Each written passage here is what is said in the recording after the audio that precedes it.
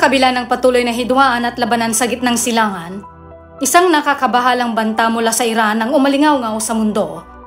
Ang Iran ay muling nagbanta ng posibleng nuclear retaliation laban sa Israel na kinabahala ng mga nakamasid sa pandaigdigang seguridad. Ayon sa pinuno ng Iran, sila ay handang magsagawa ng isang tooth-breaking na atake laban sa Israel bilang tugon sa mga aksyon nito na may matinding paninindigan sa kanilang mga adhikain at galit laban sa itinuturing nilang kaaway. Pero bago yan ay huwag kakalimutang mag-like, subscribe at kalimbangin na rin ang notification bell para laging updated ka sa ganitong klaseng video.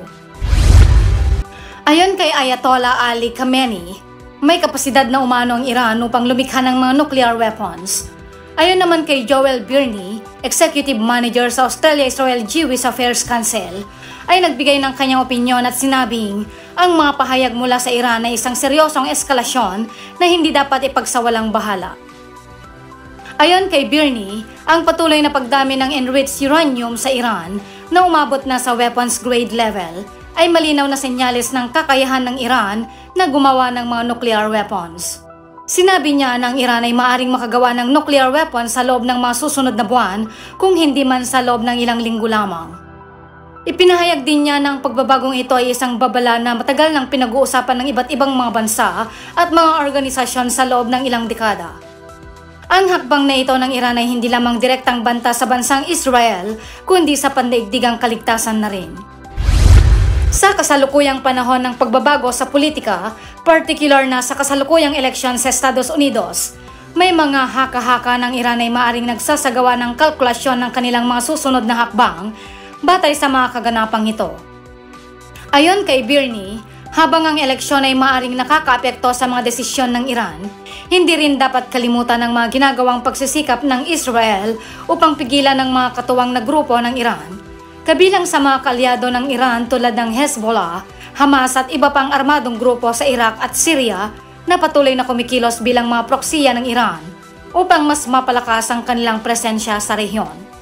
Ang mga grupong ito ay kinikilala bilang mga mahalagang bahagi ng estratehiya ng Iran upang mapanatili ang kanilang impluensya sa gitnang silangan.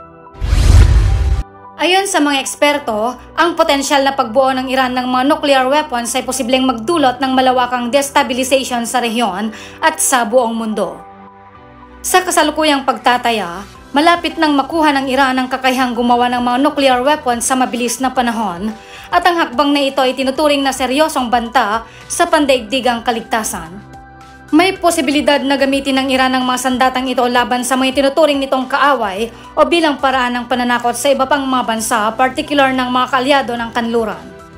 Ayon sa mga dalubhasa, may malaking responsibilidad ang mga gobyerno sa iba't ibang panig ng mundo, kabilang ang Australia na magtulungan upang pigilan ang Iran sa kanilang ambisyong makabuo ng nuclear capabilities. Kung may isa sa katuparan ng Iran ang kanilang layunin, tiyak na magkakaroon ito ng pangmatagalang epekto sa kalagayan ng rehiyon.